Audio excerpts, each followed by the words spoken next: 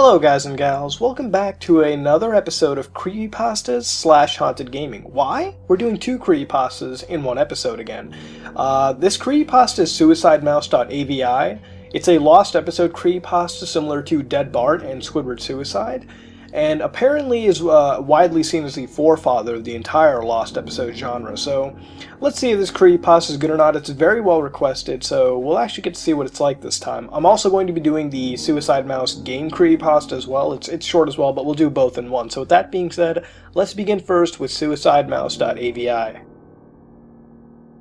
So do any of you remember those Mickey Mouse cartoons from the 1930s? The ones that were just put out on DVD a few years ago? Well, I hear there is one that was unreleased to even the most avid classic Disney fans. See, according to sources, it's nothing special though. It's just a continuous loop, like the Flintstones, of Mickey walking past 6 buildings that goes on for 2 or 3 minutes before fading out.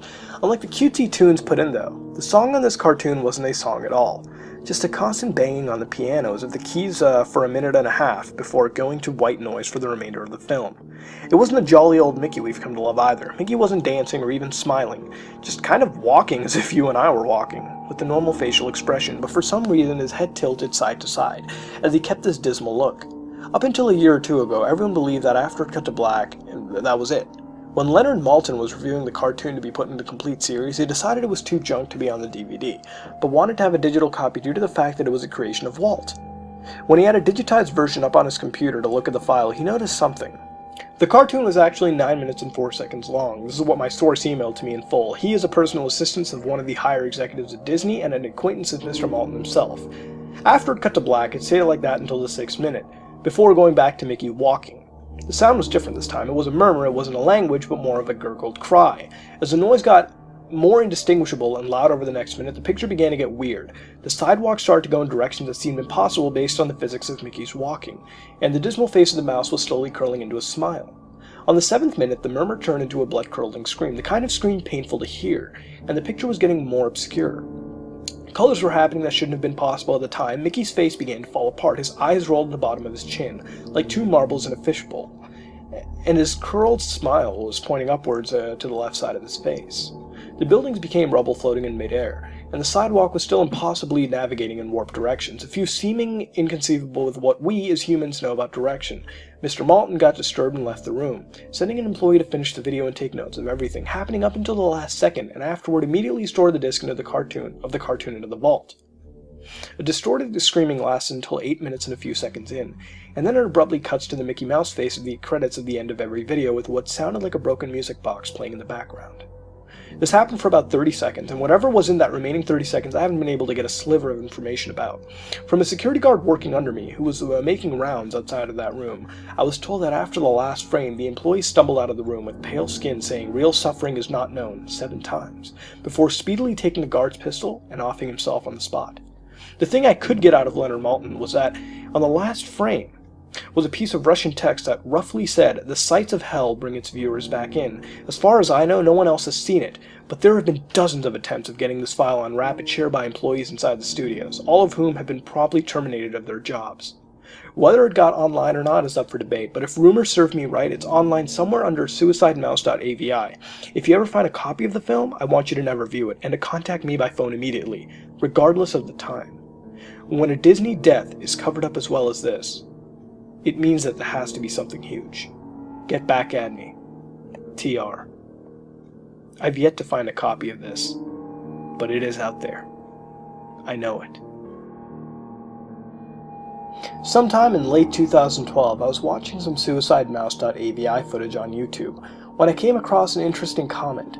It talked about a game based off Suicide Mouse, and gave me URL. I went to the URL and redirected me to a file sharing site 2Shared. And sure enough, it was a download page for Suicidemouse.exe. Naturally, I downloaded it, scanned it for viruses, and then started playing. When you first open the exe, you are greeted by that picture from Suicide Mouse's Creepypasta wiki page, with a progress bar superimposed over it. The graphics are incredibly low-res, and they're also monochrome. When you start playing, the familiar Suicide Mouse tune starts playing, and you're in control of Mickey. Immediately to your right is a door. You can enter by pressing space. However, if you enter the door, the music stops, you're greeted with a blurry 8-bit head over a black background that covers the gameplay.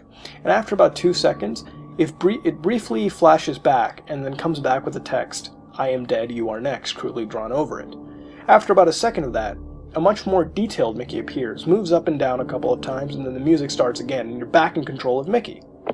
There's a couple of screens of nothing but a background, and then there's a screen with a crane in a brick building, and if you press the spacebar in front of the crane, the game freezes for a second, and then the music changes to that at the end of Suicidemouse. Once that happens, you're greeted with an animation of a low-res Mickey being hung by a chain, followed by the bottom part of his body exploding into a bloody mess. This is where the game starts displaying red in addition to the monochrome graphics.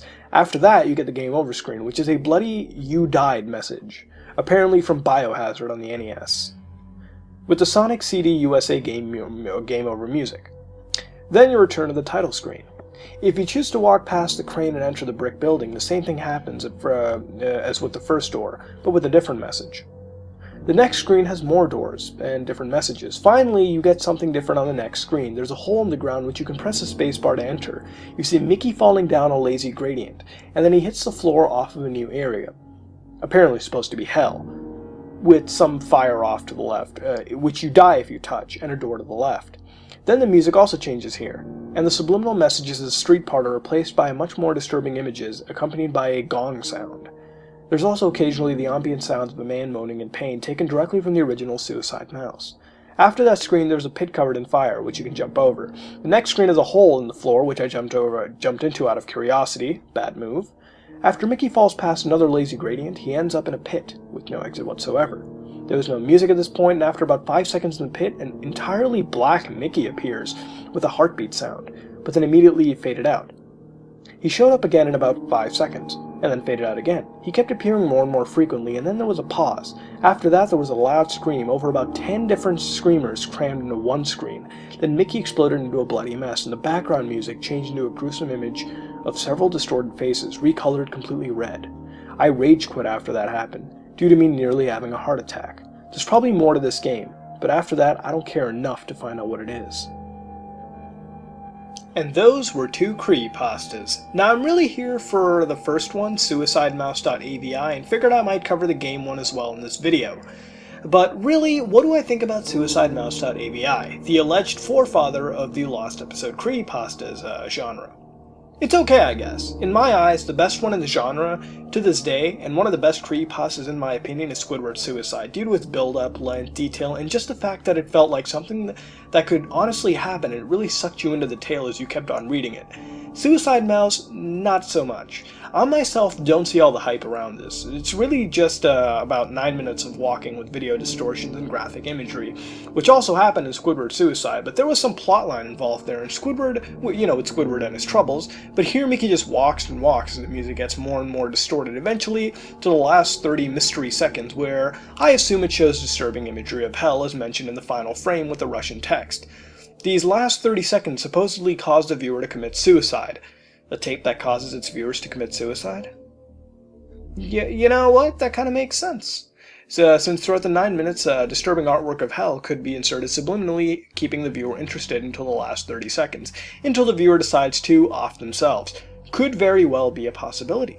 Now that being said, I think this is an okay creepypasta, but I can't help but keep on comparing it to Squidward's Suicide. I know, constantly, and I guess my biggest complaint is just the realism aspect. I know creepypastas aren't realistic, but what made Squidward's Suicide so good was the fact that it felt like it could have actually happened. As you read it, you feel what happened in that editing room could have been true, a dark secret within Nickelodeon Studios. Here, it has that same feel, but what really kills it is the corporate suicides and the firing. See, if someone kills themselves in your offices, I guess if you were big enough, you could cover it, but it'd be pretty damn hard. And with the numerous firings, you think someone could tell someone on the outside or release it through the use of physical media such as discs or flash drives. Even if they were fired, all they have to do is keep the file long enough theoretically to upload it to any file sharing site. And the sheer fact that it wasn't even done, and even though it was attempted by many individuals, seems very sketchy. I guess if the stuff was erased or rewritten so that it could have been easier to swallow, it would have been a lot nicer and definitely would have made this a better creepypasta in my opinion. And I guess that also sort of proves that not everyone does commit suicide by watching this video as well. Maybe it affects certain people only. A possible weapon by Disney perhaps? Footage of this supposedly exists on YouTube, and I'll leave a link in the description below. Watch it at your own risk. Who knows what might happen. And that's really what I think about this creepypasta. It's alright, but it's definitely not as good in my opinion as some others in the genre like Squidward Suicide, or I guess even Dead Bart.